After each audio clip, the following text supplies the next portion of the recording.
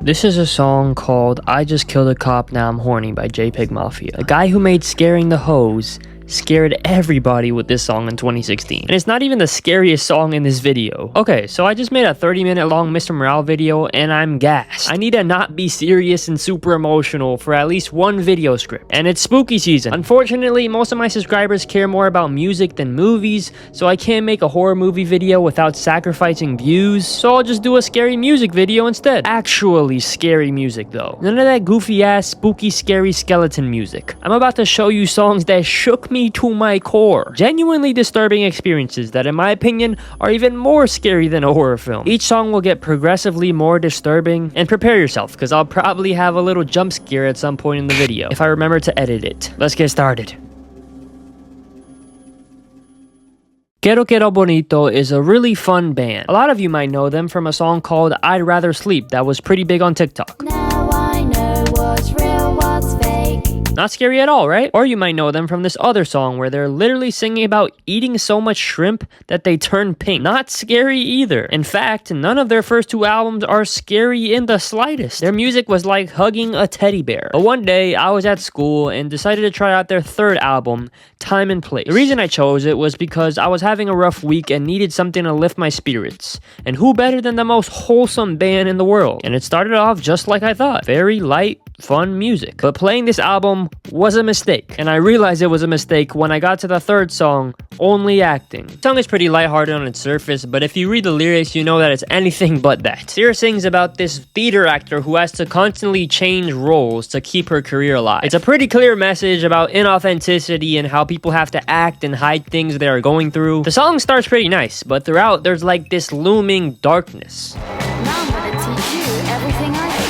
And you. When I heard that, it was kind of like one of those what the hell was that, but then you forget about it type of things. I was in the middle of math class, dog. I wasn't thinking too hard. And the song went on like nothing happened, so I just ignored it. Most of the song is so nice on the ears, and it just hits this point where it's about to go into this instrumental climax into the chorus, and it gets you excited, but then it just stops. It stops almost like a DJ messed up. I thought that something happened to my phone or something, so I looked down to my phone to check it, and as soon as I realized that nothing was wrong with my phone and the song was still playing, this dark ambience comes on. I kid you not, this ambience sounds like hell, or like the final level of those Mr. Incredible memes. And then it just cuts straight into this weird fucked up instrumental ending with these echoey vocals. The contrast of the fucked up instrumental with Sarah Bonito's really high-pitched little kid sounding vocals gave me goosebumps. It sounds horrifying. And then the song just ends abruptly. Like I said, the song was nice for most of it. They actually released a normal version of it that doesn't have this disturbing ending and called it the radio version. I think the radio version is like the picture perfect version of ourselves we show off to people, and the album version of the song is the more ugly, truthful version. Everything we act and hide. And that's what the ending of that song sounds like. That dark closet full of skeletons the actor in the song has. I remember not listening to music for the rest of the day. I walked out of my math class and just listened to people talking in the hallway instead. From then on, it's been fuck KKB, never trusting their cute ass music to help lift my mood ever again. 2 times? Again? The same shit twice? They're Adonis. The most terrifying part about this song in my head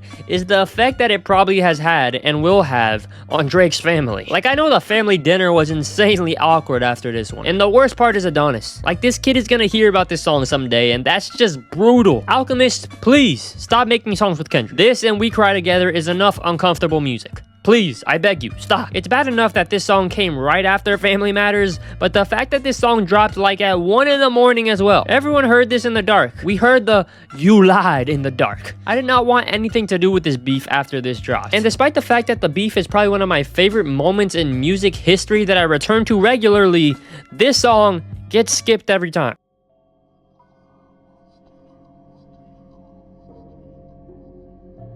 I have a really bad relationship with spoilers. To me, everything is a spoiler. To most people, The only thing that's a spoiler is like saying Tony Stark died in Endgame. But that's like the final boss of spoilers to me. I get mad if someone tells me that a song made them cry. Something as simple as that is a spoiler to me. Because if you tell me a song made you cry, I'm probably not gonna feel the emotion I was supposed to feel with the song, because I'm gonna be thinking about how this song makes people cry, and I'm not gonna feel anything. I say all this to say, Dance with the Devil was being used on TikTok a lot. Everyone was saying it's one of the most disturbing songs ever, and I put it off for a while because I was like, I'm not gonna feel disturbed by a song if I see it coming. But then I listened, and holy fuck. To anyone who hasn't listened, go ahead now, because it is a storytelling track that I do not want to ruin for you. Or maybe just stay innocent and don't listen. That's honestly the better decision. The piano to this song is enough. That shit looped in my head for so long, man. But over this piano, he starts telling this story about this good kid who wants to be seen as a gangster. I was bobbing my head to this story for a little while, and then I just stopped. To impress these other gangsters that I guess had a certain level of street cred,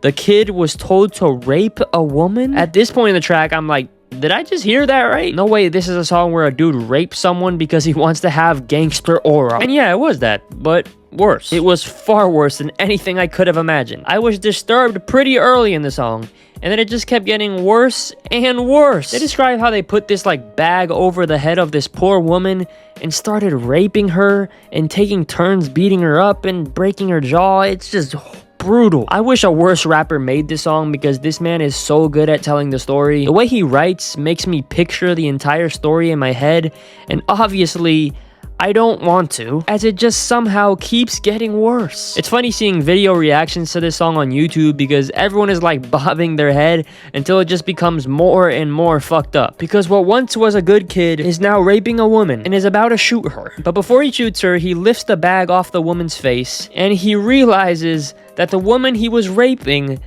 was his own mom. He was brutally raping his own mom. The character realizes how fucked up his life has become and proceeds to jump off the roof that they were doing this on. My jaw had dropped to the floor like 30 different times at this point. I'm like, this is too much. This can't be real. This is too insane of a story. Fuck this. Fuck you. Fuck everything. And immediately as like half of that thought pops up in my brain, I am interrupted by the lyrics of the song saying, listen, because the story that I'm telling is true. I was there and I raped his mom too? What? What do you mean? Listen, I don't have TikTok. The reason I knew about this song was because I was scrolling through TikTok with my brother one night and I heard that piano. So as soon as I finished the song, I immediately went to my brother and told him, never listen to that piano devil song you keep hearing on TikTok. Which of course led to him listening anyway and traumatizing him. This song is really about how not cool it is to be gangster. It's kind of like a cautionary tale for people who glorify a lifestyle that shouldn't be glorified, which makes the ending another moment to add to the pile of disturbing moments on this song. The end of the song has a completely different beat, and it's just like two rappers doing that same thing, glorifying that same lifestyle that the good kid wanted to be around. I couldn't listen to any gangster rap after this song for a good month or two. If I heard so much as a West Side Gun ad-lib, I was gonna get PTSD. Now I'm sure some of you are like, wait, so that means the story isn't true? According to the rapper who made the song, it is. He says the only thing he changed about the story was putting himself in it. It is a true story, but he wasn't a part of it. He didn't do any of the stuff, guys. It's okay. Please tell me that's the truth.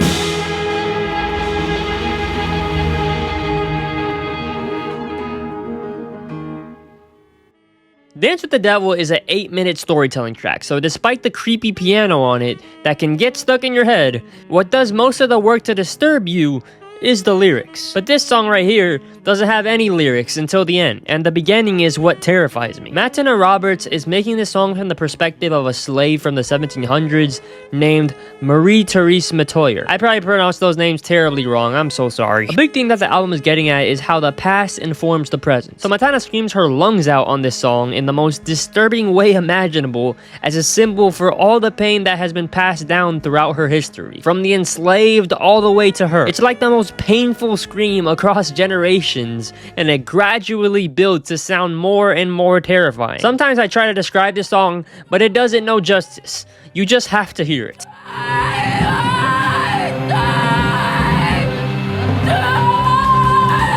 I can find a lot of screaming in music cringe, but this is probably the most unsettling vocal performance I've ever heard. Like I said, she's screaming in pain from the POV of this woman who she explains the story of later in the song. She explains that this woman saw her own pregnant mother die in front of her and how she tried to deliver her baby brother before that death, but failed. The song opens and you're like, why the hell is she screaming? But when you get that full context, it makes those screams fucking sting. You understand where they're coming from, and you understand why they keep getting worse and worse.